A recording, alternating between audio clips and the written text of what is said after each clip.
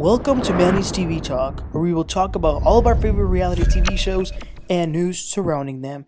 Grab a snack, a drink, and get comfortable because this starts now. Hello, everybody, and welcome back. Today, we're going to be talking about The Traitors Season 2 reunion. Let's get right into this. He's a low-down son of a bitch. And for you to pull that, I just thought he was a piece of shit. Okay, you guys, it was a hell of a season, and this reunion did not disappoint. First of all, Andy is the host. Why? Why is Andy Cohen the host of this show? And why isn't it that other man, the one who was narrating the whole thing, Alan? Why wasn't he the host? Anyway, the outfits were, they were okay. They were a couple ugly ones, like CT looked like he was about to go, I don't even know. He did not look reunion ready. Trishelle, well, I wasn't a fan of her dress. And Parvati, I don't know what that dress was about with the feathers on the arms. I didn't like it. But hands down, Phaedra Parks killed it. Literally, she was a traitor and she had to kill people. And I think she did it again. This time she killed her look. And listen, Phaedra could be my mother in terms of like her age.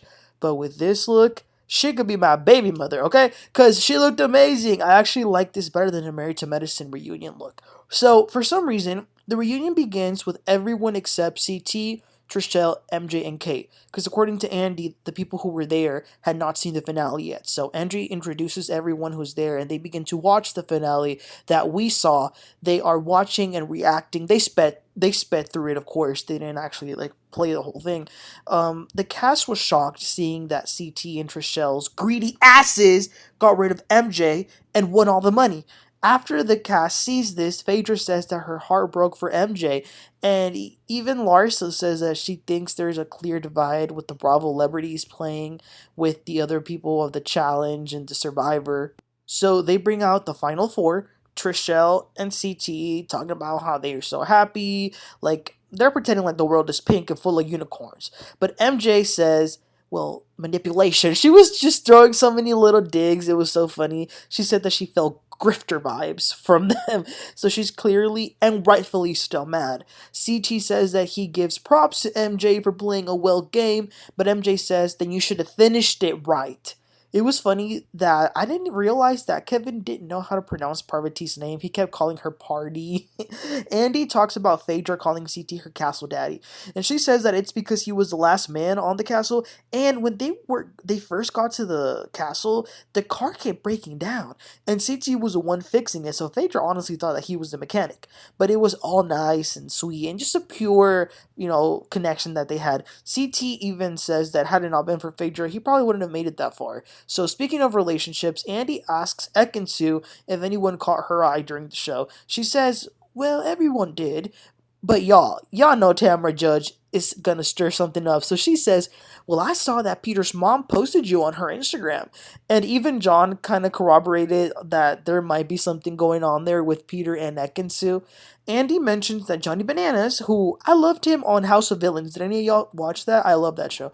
But Johnny Bananas has been notorious for winning the Challenger so many times. So it was crazy that he was literally like the first one to get out. And Johnny says, listen, it's not my fault that someone is insecure and too weak to fight against me, so they had the need to get rid of me first. Damn. So Dan jumps in and says, well, it's a game and I had to make a call. I had to break you up from your bestie CT. Also, it was hilarious. Kevin and Shereé make the sounds of the birds from that challenge they did. That was really funny. Poor Shereé, they barely showed her this reunion. That pisses me off. So, Deontay was there, who I barely remembered him, other than, I remember him crying a lot. But I even think he took himself out. He eliminated himself, but this was interesting. He said that this experience helped him heal some childhood traumas. Wow, and he thanks Phaedra for being there for him. Kate is asked what was different this time than last time that she was on the Traitors, because last time she wanted to leave. She says that honestly, she had a baby, and this felt like a vacation. She needed some time off and like be able to get 8 hours of sleep, so that was good. Then we talk about Peppermint, who was done so wrong. So Peppermint says that she was a super fan of the Traitors. She says that it was so much more than her just being a dragon trainer. She understands that this moment is bigger than just the game. It's also about representation. She was crying and getting emotional and says most people don't even know a trans person in real life. They see them on TV. And I thought about it and I was like, that's true. I don't know any transgender people. So it was pretty upsetting for her to leave. John says that he voted to banish her over the little evidence, but he does regret it, and she should hold her head up high for, actually she was representation even though she was banished really quickly. Okay, moving on. They rewatched some scenes of, just like the gamers versus the Bravo celebrities versus the Peter Pals, secret meetings behind closed doors, and how the traitors and the faithfuls used their strategies to get people out and break alliances up. After watching that, I thought it was so cute that Peter says, Phaedra, we had our ups and downs, but Phaedra, will you accept this rose? She says, absolutely. And Phaedra says that she was actually really excited to meet Peter when she got here because she is a Bachelor Nation fan. I was like, wow, that's crazy. So am I. We recap Bachelor Nation here in this channel. So that was cool. Andy asks Peter, by the way, how did it feel to get read by Phaedra? And he says, well, I guess it was an honor. This was interesting because I've never watched Survivor, as I said earlier, but apparently there was some beef with Sandra and Parvati. Does anybody who watched Survivor know about this? Because Sandra made a comment that she was like, out of the hundreds of people, why did they have to put me with Parvati? She would be the last person I want to be with. I was like, oh, okay, I wonder what happened. As far as Dan and uh, Janelle, who both of them had been on Big Brother, they actually kind of liked being together. But going back to Sandra, she really wanted to be a traitor. She did. She wasn't, but she did have a game plan, and she explains why she was so quiet because she knew right away who the traitors were, but she also knew that people were gonna leave regardless. So why get the traitors out so quick? Just wait till the end. Larsa talks about how she called Dan out as a traitor very early on, and she was spot on that. Andy talks about how her and Marcus coming in as a couple, and they admit that they knew that coming in as a couple was going to be a disadvantage. This was also interesting. Andy asks them what's going on, because remember, this reunion was filmed last week, and once the Real Housewives of Miami reunion was filmed, they didn't get, this was before this happened, but okay, I'm making no sense right now. So the Real Housewives of Miami reunion happened. Then we started seeing things about Larsa and Marcus breaking up. Now they just filmed the reunion. So Andy is asking them what was going on. Like what was going on with between them on Valentine's Day, because they had unfollowed each other and then they followed each other again. And Marcus says that they just needed to pump the brakes a little bit. They just needed a break, but they're back together and they're working things out. So good for them, I guess. A topic of conversation is how the housewives had a target by the others who would call them performative, but they say that's just how they are. Tamra, remember she was eliminated. She got emotional back when she got eliminated, and she says that she thought that Phaedra didn't like her, and Phaedra says, no, it's not that I didn't like her, but Tamra was going around telling people that Phaedra was smart, so clearly Tamra had her eye out for Phaedra. This was also really fascinating. So Peter says that he thinks that had Phaedra given him the ultimatum, join me or die, that she gave to Kate, Phaedra would have probably won this, because had she done it, he would have accepted, obviously, because he didn't want to die. He would have then probably been eliminated the next day, and that would have absolutely taken out any suspicion out of Phaedra, because they would have known that he was a traitor. Andy asks Phaedra what was her game plan, and she says, well, honestly, I wanted to be close to everyone, and she reveals that she actually purposely did not kill Trishelle because of a personal conversation that she had with her. Same with John. So that speaks a lot about Phaedra's character, that she didn't get rid of Trishelle because of a touching conversation. That's amazing, because I remember I kept asking myself, why won't they get rid of Trishelle? But what everyone can agree on is that Peter kicked it out the park with his game. He was really good. Then they focus on the real host of the game, Alan, his fashion, his dramatic narration. They talk about their favorite outfits that he was wearing, and then Peter did a killer impersonation of Alan. It was spot on. You know what? Let me try. So, before you leave my castle forever, are you a faithful or a traitor. I don't know. Okay, that was bad. That was bad. Forget that I just said that. Moving on, it's time to talk about the traitors, the original three: Phaedra, Dan, and Parvati. How they got eliminated, how Phaedra recruited Kate, and then Phaedra got banished, and then Kate went to the finale. First, Andy wants to talk to the people who were sent home before the traitors were revealed. So Janelle, she says that she knew Parvati and Dan were traitors right away. So Andy asks Dan what was his strategy.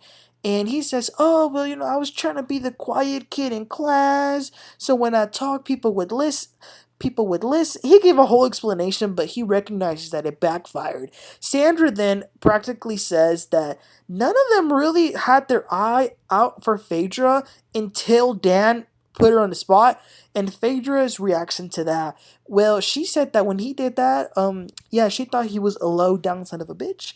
And he did say, Dan said that he still wouldn't change what he did because he knew that if Phaedra had stayed, the faithfuls wouldn't have been able to get rid of her because she had them hypnotized. Phaedra says that even before the round table, he was already going around telling Parvati to get rid of her, so she thinks that he is a piece of shit and a piece of trash. Ooh, not the Southern Belle cussing. I was like, what? It even sounded weird. I don't think we've ever heard Phaedra cuss. Phaedra was mad. MJ says to Dan that he really set himself up by not bringing up any names because they would constantly ask him, "Who do you think it is?" And he would never say.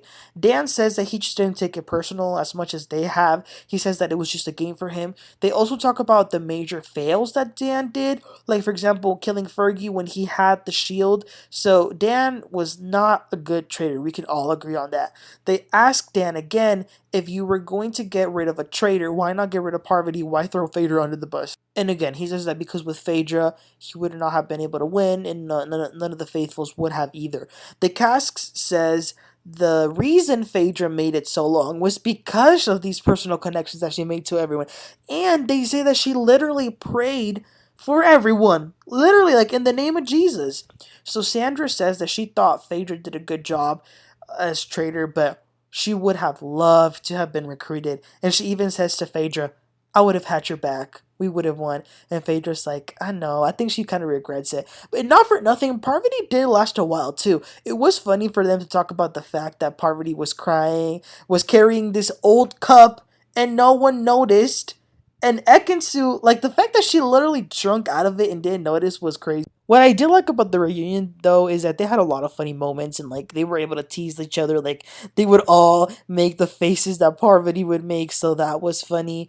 Um Andy asks Parvati, what did she think when Phaedra told her, "No one likes you, Parvati"? She said that she really didn't think anything.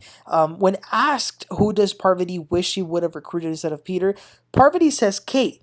Sandra asks, "Why not me?" Poor Sandra, she wanted to be a traitor so bad. John says that that little act that Parvati did when she was, crying to him, he says that was totally unconvincing theatrical performance. It was completely unauthentic, unconvincing, and it struck me as a desperate attempt to stay. Oh my gosh, he dragged her. Damn, John. Like, oh my goodness. I think he thought this was Parliament, because what the hell? The cast is also asked about Kate coming in. Shereé said that she was really excited when Kate got there, but she knew that she must have came in as a traitor because Shereé watched season 1, and she remembers that Kate was miserable being a faithful, so why would she come back unless she came back as a traitor? Phaedra is asked about Kate calling her selfish. Phaedra says that she was taken aback by that, but she doesn't regret not doing more as Kate claims that she didn't do, because the only thing that she could have done realistically was either expose Kate or pin it on Sandra, and she says that she would not have done either of those things because she's truly not selfish. And when she left, she was okay with any of the people who were there to win the money. Then, because Phaedra's impact was so monumental and masterful, they had a package of scenes just for Phaedra, so we revisited her one-liners, her iconic reads, her eating everything. That was cool. So Phaedra says that she did love playing the mental game. She had a great time. We can't forget that Kevin said that Phaedra had an eye twitch. They were laughing about that. Then they go over CT and Trishelle's package because they came in as brother and sister and they won. So they show the compilation of their scenes, their ups and downs, how they betrayed Mercedes Javid, aka MJ. After seeing that, MJ did throw a little comment. She says that she was like, you could tell Alan didn't even enjoy that win. They do acknowledge that Trishelle did a good job. They like all the cast. Trishelle talks about her still being upset that CT didn't let her fire up. Andy asks, what was the Final Force strategy going into that last day? MJ says, to get rid of the Faithfuls, clearly. So Andy asks, why did they get rid of Sandra? So CT's explanation was so dumb as to why he got rid of Sandra. That decision is what made Trishelle believe that just for a second that he might be a traitor because it was it was just a really sudden switch up, so that's why she voted for him. As they are talking, MJ is mad and Trishelle asks, why are you still mad at me, MJ? I was like, excuse me, you still mad about you was mad about not getting some fire, and you gonna ask MJ why she's mad that you got rid of her and she didn't get the money, Miss Frantic? So Trishelle says that apparently MJ blocked her on Instagram. So she says you're clearly pissed. MJ says, actually, I blocked both of you. Why wouldn't I? So CT says, well, I was just in a state of confusion. I didn't trust MJ. Andy brings up a good point. Had MJ voted for CT that first time, her and Trishelle would have gotten his ass out. But MJ said that for her, it wasn't about the money at that point. She didn't want to vote for any of them because even though she didn't have the strongest connection in the castle with CT, she had something that they didn't have: loyalty. Then John says to MJ that she's so bitter, it's just a game, don't be so bitter. Which, John, I like you, but please back down. You can't tell her not be bitter. Like, calm the hell down. But again, MJ says all the traitors were eliminated. They were just greedy. The gamers try to gaslight the Bravo ladies, saying that they're taking this too personal. Dan says, yeah, I have a gamer mentality. I like Phaedra. I hope she's not actually mad at me. Phaedra says, I am. I don't think she's actually mad at him in real life, but she said that. Andy does say, well, everyone just remember that the name of the show is The Traitors. I guess he has a point, but I'm still pissed because the traitors are supposed to be the ones who are being traitors, not the faithfuls as they were in the finale. They conclude the reunion, they say goodbye, and then we see Alan one last time, and he says that there will be a new season. Duh, I mean, how could there not be? So that was the end of the Traitors reunion. You guys, I love this show so much.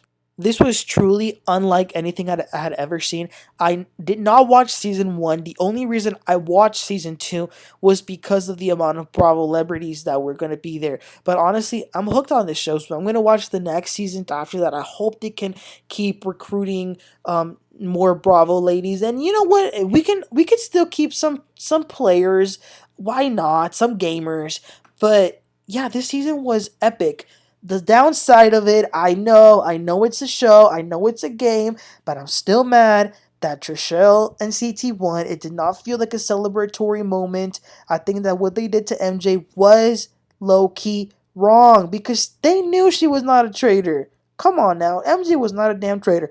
But listen, I've been on social media because this show kind of blew up on Twitter, and now people trying to open up a GoFundMe for MJ. The only thing that kind of gives me solace is that at the end of the day, even though they didn't win the money, the other people, they got paid to be on the show. And obviously, the more episodes you're on, the more you get paid. So at the end of the day, they all won. And Sandra, it would have been amazing had she been a traitor. But that's a wrap on season 2 of The Traitors. I hope that it won't be too long for the next season to come. But I loved it. You guys, thank y'all for rocking with me this season. Let me know what you thought about the reunion. Please don't forget to like and subscribe, and I'll catch y'all next time. Y'all have a great one. Bye.